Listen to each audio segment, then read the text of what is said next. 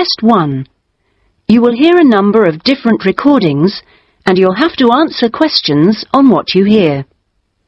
There will be time for you to read the instructions and questions, and you'll have a chance to check your work.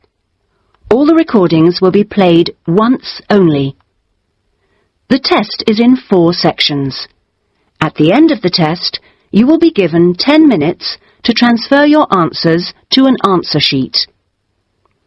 Now turn to Section 1. Section 1.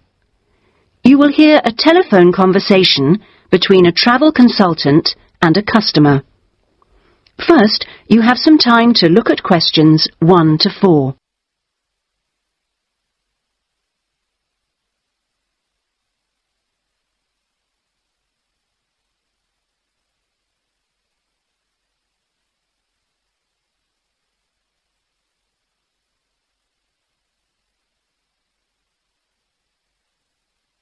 You will see that there is an example which has been done for you.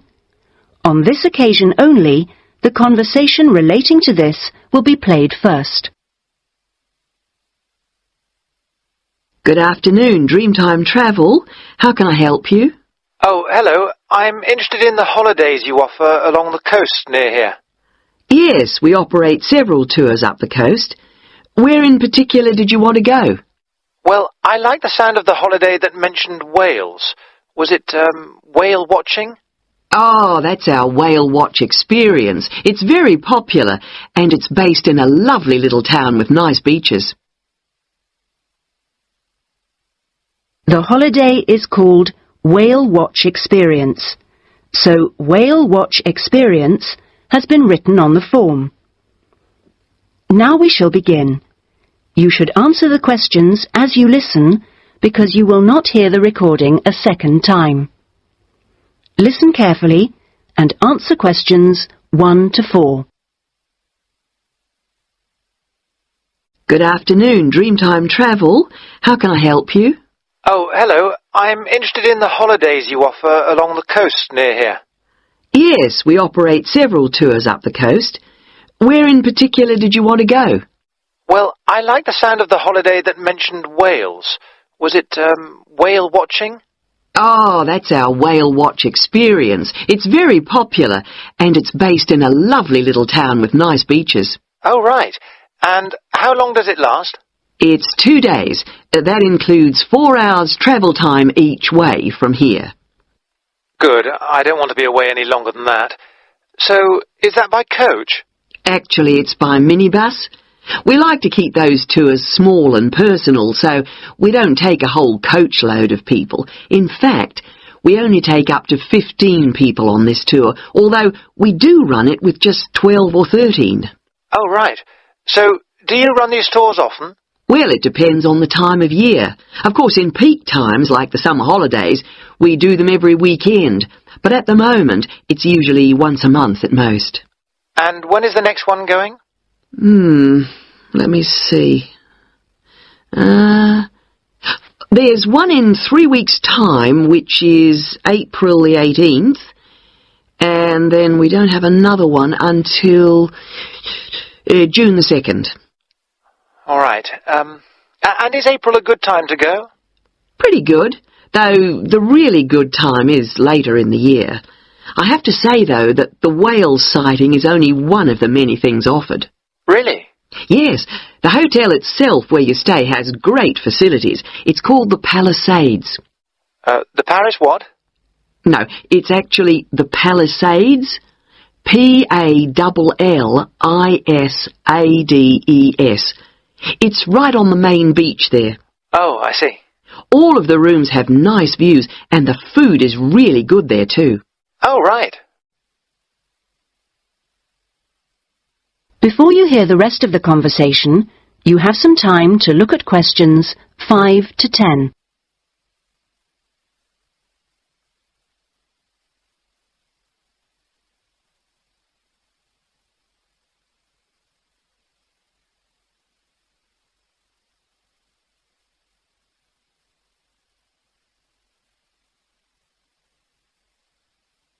Now listen and answer questions 5 to 10. And what about the other things, that are included in the price? Oh, there are lots of things.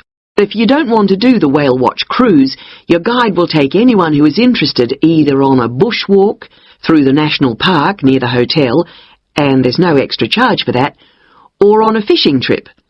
That's an extra $12, I think. And there's also a reptile park in town. That costs more or less the same. No, I think I'd prefer whales to snakes. Yeah. And if you just want to relax, you're free to sit by the hotel pool or go down the beach. Oh, and they also have tennis courts at the hotel, but you have to pay for those by the hour. But there are table tennis tables downstairs, and they're part of the accommodation package. Just speak to your guide. Well, that sounds good. So how much is the basic tour price? At this time of year, it's usually around $300, but let me check. It's actually $280. And the next tour, are there any places on that one? How many people is it for? There are 2 of us. Yes, that should be fine. Can I just mention that we require all bookings to be made at least 14 days before you travel to avoid cancellations of tours? And if you cancel within 7 days of departure, you will have to pay 50% of your total booking. Okay. And you also need to pay a 20% deposit at the time of booking. Can I pay that by credit card? Yes, you can. All right. What I'll do is I'll talk to my partner and get back to you. Fine. So I'll make a provisional booking, shall I? 2 for the whale watch experience. Let me issue you with a customer reference number for when you call back. Do you have a pen? Yes. Okay. It's 39745T. That's T for Tango. When you call back, ask to speak to the tour manager. That's me, Tracy. Fine, I will. That is the end of section 1. You now have half a minute to check your answers.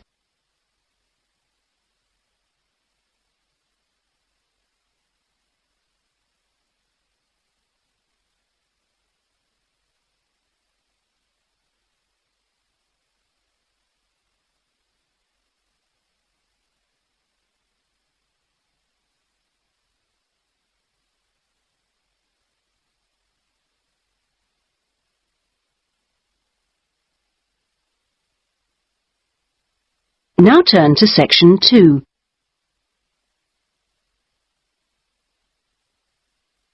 Section 2. You will hear a radio program giving parents advice about buying cots for their babies to sleep in. First, you have some time to look at questions 11 to 17.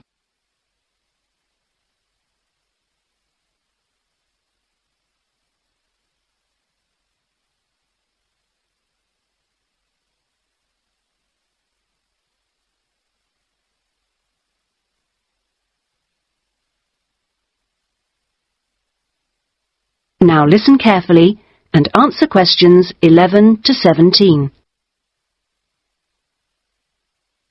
Hello and welcome to today's Buyer Beware program, where we give you some tips on how to spend your money wisely. Now, in today's show, we're looking at beds for children and babies. Let's start by looking at baby cots. That's for children of up to 3 years old. We tested 3 different cots, all in the budget price range, and as usual, we will feature the good points, the problems, and our verdict. The first cot we looked at was by BabySafe, and it had several good points to recommend it. Our testers liked the fact that it had 4 wheels, so it was easy to move around. The only slight problems with this cot were that it had no brakes, but they didn't think that mattered too much. At first they were a bit concerned about the side bar because they felt babies could trap their fingers in it. But our testers felt that this was unlikely to happen, so they've given this one a verdict of satisfactory. The next cot was by Choice Cots, and this time our testers were pleased to find a cot which is simple to put together, unlike others we looked at. On the minus side, our testers did not like the fact that the side of the cot did not drop down, making it difficult to pick up newborn babies. However, the real problem with this cot was the space between the bars. Our testers found they were too wide and a baby could easily trap his head.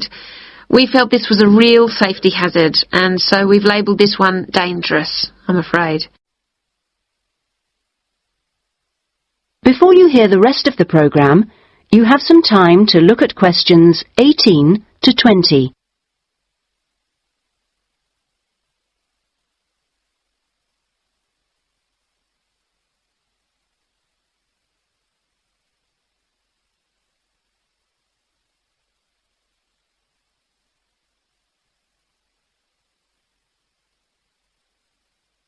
Now listen and answer questions 18 to 20.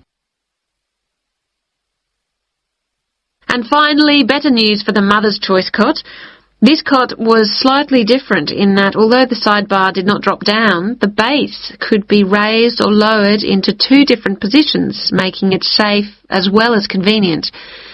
The negatives for this one were quite minor. The only niggle everyone had was the fact that it has no wheels, and the only other problem anyone could find was that there were pictures, which were simply stuck on and so could easily become detached. The makers have now promised to discontinue this practice. As this cot will then be safe in every way, we have made the Mother's Choice cot our best buy. Congratulations, Mother's Choice. So what features should you look for in a baby's cot? Well, obviously, safety is a very important factor, as well as comfort and convenience. We recommend that if you are buying a cot, do make sure that any metal present is not rusted or bent in any way. You should ensure your cot has only rounded or smooth edging without any sharp edges. This is especially important for wooden cots.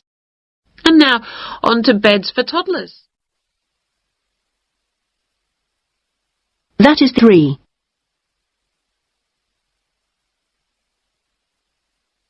Section 3. You will hear a conversation between a student, Andrew, and a student advisor, Monica, about a diploma course. First, you have some time to look at questions 21 to 25.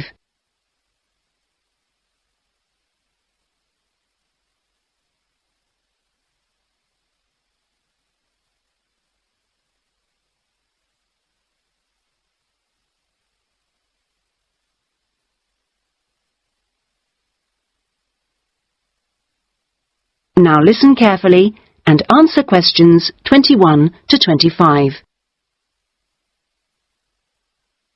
Excuse me, I was told to come here for advice about management diploma courses. You've certainly come to the right place. Hi, my name is Monica. Nice to meet you. My name is Andrew Harris.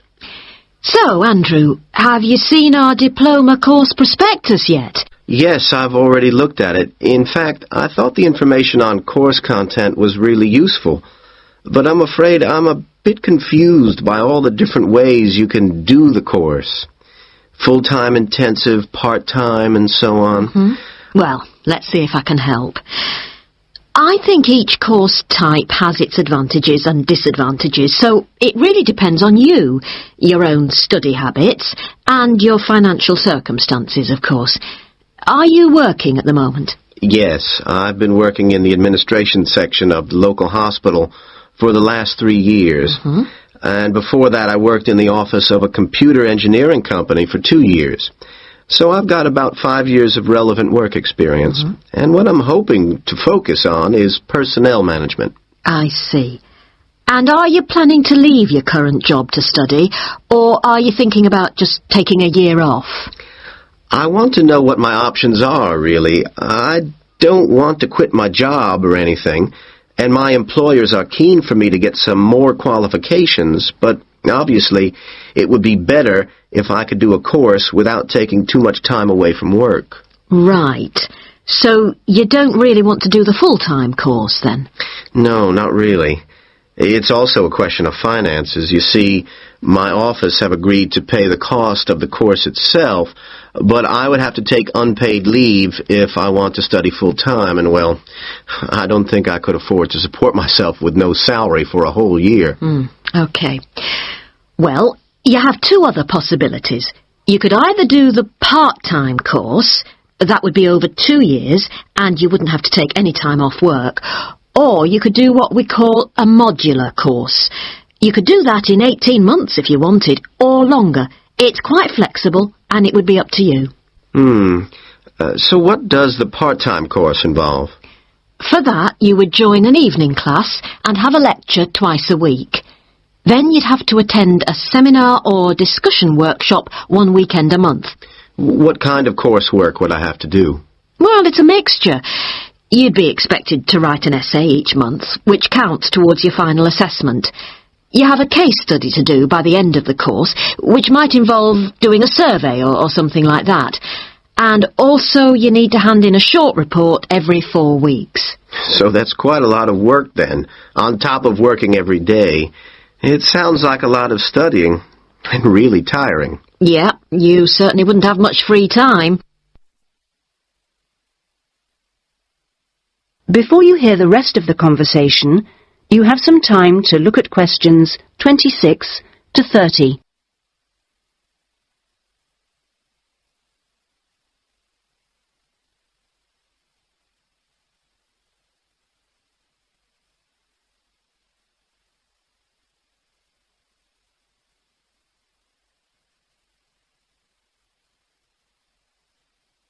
Now listen and answer questions 26 to 30.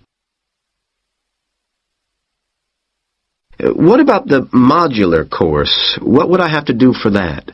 Well, that's where you get the opportunity to study full-time for short periods.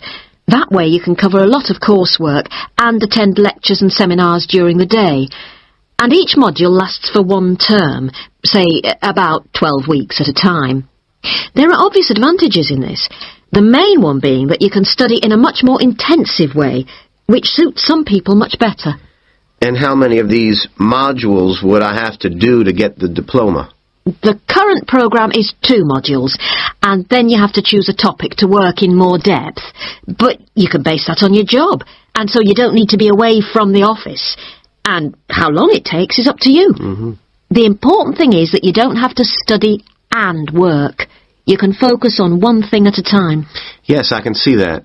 It certainly sounds attractive. It would be more expensive, though. I mean, I'd have to support myself without pay for each module. That's true. So that might be a problem for you. Look, why don't you talk this over with your employers and then come back? That is the end of section 3. You now have half a minute to check your answers.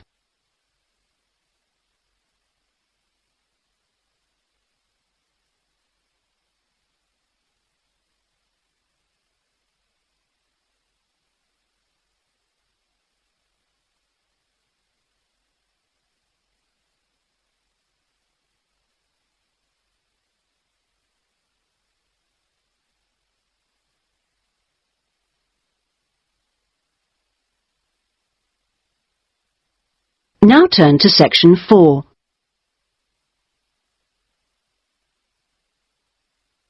Section 4. You will hear part of a lecture given by an economist about North American women's attitude to money and saving. First, you have some time to look at questions 31 to 40.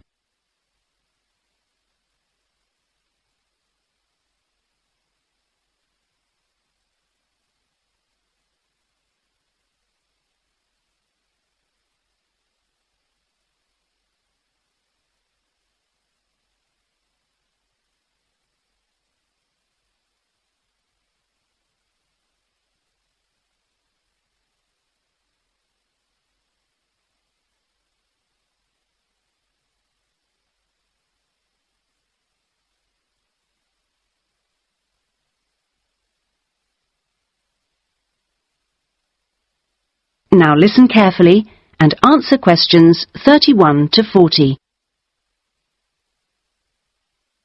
Okay, so we've been looking at the attitudes of various social and cultural groups towards the management of their personal finances, how important they feel it is to save money, and what they save their money for. One aspect that we haven't yet considered is gender. So if we consider gender issues, We're basically asking whether men and women have different attitudes towards saving money, and whether they save money for different things. Back in 1928, the British writer George Bernard Shaw wrote in his Intelligent Women's Guide to Socialism and Capitalism that a man is supposed to understand politics, economics, and finance, and is therefore unwilling to accept essential instruction. He also said, a woman, having fewer pretensions, is far more willing to learn. Now, though these days people might question a lot of the assumptions contained in those statements, recent research does suggest that there are some quite fundamental differences between men and women in their attitudes to economic matters. Let's look at what men and women actually save for. Research studies of women in North America have found that women are far more likely to save for their children's education, and they are also more likely to save up in order to buy a house one day. The same studies have found that men, on the other hand, tend to save for a car, which, by the way, takes a surprisingly large amount of the household budget in North America. But the other main priority for men when saving money is their retirement. When they're earning, they're far more likely to put money aside for their old age than women are. Now, this is rather disturbing, because, in fact, the need for women to save for their old age is far greater than for men. Let's consider this for a moment. To start with, it is a fact that throughout the world, women are likely to live many years longer than men, so they need money to support them during this time.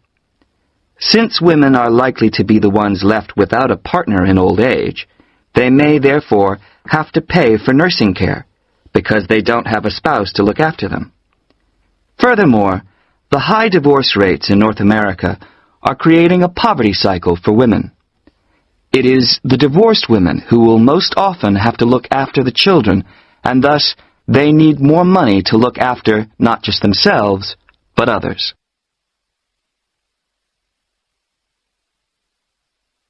So what can be done about this situation? The population in North America is likely to contain an increasing number of elderly women. The research indicates that at present, for women, it takes a crisis to make them think about their future financial situation. But of course, this is the very worst time for anyone to make important decisions. Women today need to look ahead, think ahead, not wait until they're under pressure. Even women in their early 20s need to think about pensions, for example, and with increasing numbers of women in professional positions, there are signs that this is beginning to happen. Then research also suggests that women avoid dealing effectively with their economic situation because of a lack of confidence. The best way for them to overcome this is by getting themselves properly informed so they are less dependent on other people's advice. A number of initiatives have been set up to help them do this. This college, for example, is one of the educational institutions which offers night classes in money management, and increasing numbers of women are enrolling on such courses. Here, they can be given advice on different ways of saving. Many women are unwilling to invest in stocks and shares, for instance, but these can be extremely profitable. It is usually advised that at least 70% of a person's savings should be in low-risk investments. But for the rest, financial advisors often advise taking some well-informed risks. Initiatives such as this can give women the economic skills and knowledge they need for a comfortable, independent retirement. The increasing proportion of elderly women in the population is likely to have other economic consequences. That is the end of section 4. You now have half a minute to check your answers.